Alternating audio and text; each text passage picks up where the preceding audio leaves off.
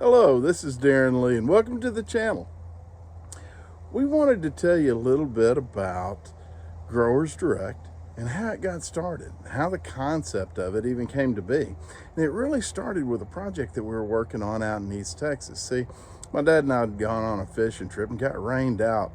And on the second day, we decided, hey, we've always wanted to look at lake lots and lake property and stuff like that. We're here, we might as well go take a look. So we did. We pulled up a few properties, took off, and then all of a sudden, man, we were lost. We were just out in the woods, had no idea where we were, and we just happened to cross a for sale sign just grown up in the bushes. And let's pull over and take a look. So we did. And you could just barely walk onto this piece of property, more or less drive onto it. But we kind of pushed back in the woods, and man, it really opened up, and we just fell in love with this place. And so we literally bought this place on the spot. I told him, said, look, man, you go back and you tell mom what we've done, and I'll tell my wife what we've done, and if we live through it, we'll see you here next weekend to show them. So we did. And needless to say, they were not impressed at all with our buying decision. But as we started to develop it, for really just a place to get away on the weekends, decompress a little bit, get out in nature, and that's really all it was ever meant to be. It turned into a lot more. But in that journey, we were able to find several ways to lower the cost of what would traditionally be an extremely expensive development project. And so we really wish that we had started documenting this years ago, because literally you wouldn't have recognized the place from what it was then to what it was now. But what we want to show you were all the things that we did, how we went about doing it, and what it's turned into. And so we've just to kind of catch you up. We bought the place. We cleared out some space for some cabins, put in some roads, put in the utilities, built a pond, and that's kind of where we are right now. But landscaping 3 acres can be an extremely daunting task. So one of the things we're going to do is we're going to take you around the project, show you a few of the things that we'll have to address first, and we've got just a minuscule budget to get all this done on. We want to show you how we did that and how that turned into a business idea. We just kind of wanted to show you around the place, show you what we're up against, and I really wish that we had taken a lot more footage when we were starting this place, and some of the things that we had to kind of overcome. But I've got a piece of property literally right across the street that looks a whole lot like what we had started with. And if I can turn the camera around here, this right here, I don't know if you can kind of see it there, but it was just that. And we had a draw that ran right down through the middle of this thing, and we really first thought it was a pond. Turns out it was a beaver's dam, and it left about 6 inches to a foot of water throughout this draw. And I don't know if you're from East Texas or not, but if you're in East Texas, you know that is nothing but a mosquito breeding ground. And so one of the first projects that we took on when we built this place was to turn that swamp into a pond, a usable, aesthetically pleasing pond. And my dad said, son, I think it's going to be a huge project. And I said, we've been digging in dirt our whole lives. It's just digging a hole with bigger and better equipment. And I was wrong. I was tremendously wrong on that. And that by the time we were done, we started off with a backhoe because it had hydraulics all the way around, and we knew we were going to get this thing stuck. But by the time we were done, we had a backhoe, a track hoe, an articulating loader, a bulldozer, dump trucks after dump trucks worth of dirt. But it worked out really well. This is what we ended up with. This is the pond. And when we dug this and when we bought this place, there's nobody around. I mean, we were it. It was just us, the frogs, and the birds, man. But other people had the same idea that we did. And so over time, we got neighbors.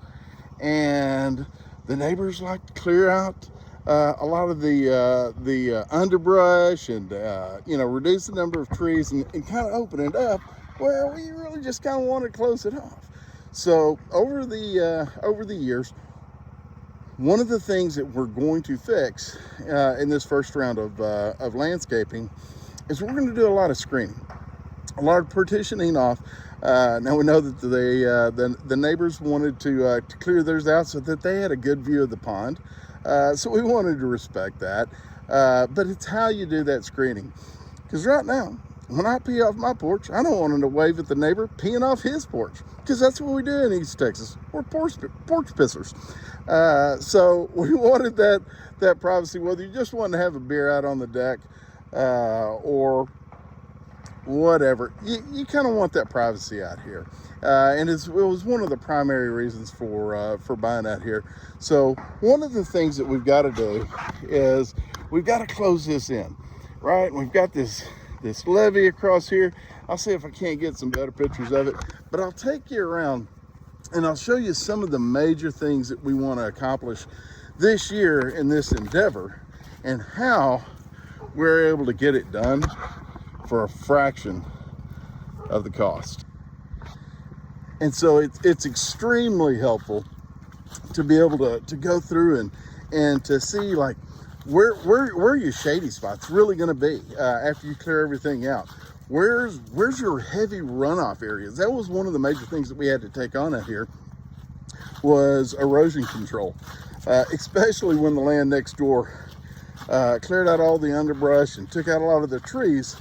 It sent a tremendous amount of water rushing down and causing driveways to wash out. We just put in a brand new crushed granite walkway. Took a large portion of that walkway out. And so being able to just watch it over time, see where your trouble areas are going to be, what areas are going to catch a tremendous amount of sun or have bad soil conditions, things like that are going to help you in your overall planning. And planning is truly the key to making this work, because what you don't want to do is put in a lot of stuff, then have to take out a lot of stuff. We're not doing a lot of pavement and concrete right now for that exact reason. We know that as we put in these flower beds and raised beds and stuff like that, we're gonna have to put in a lot of irrigation to accommodate it. And with things like crushed granite pathways, we're able to cut through those, patch those, and you'd never even know that it's there. And so we've got, let me show you the next door which just really got opened up. So this right here, and they've got some cute little cabins over here, and the neighbors are as nice as they can be. But this opened this up where it was so thick you couldn't see 10 yards into it. Upside is deer coming in here now, and it's really pretty. But back to you can't really sit through here, but that's another one of the cabins and another one of the porches, and right there's the neighbor's porch. So again, back to that, kind of wanting to keep that privacy and things of that nature.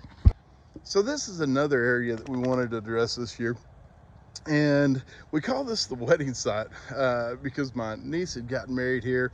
My son's going to be wanting to get married here later in the fall.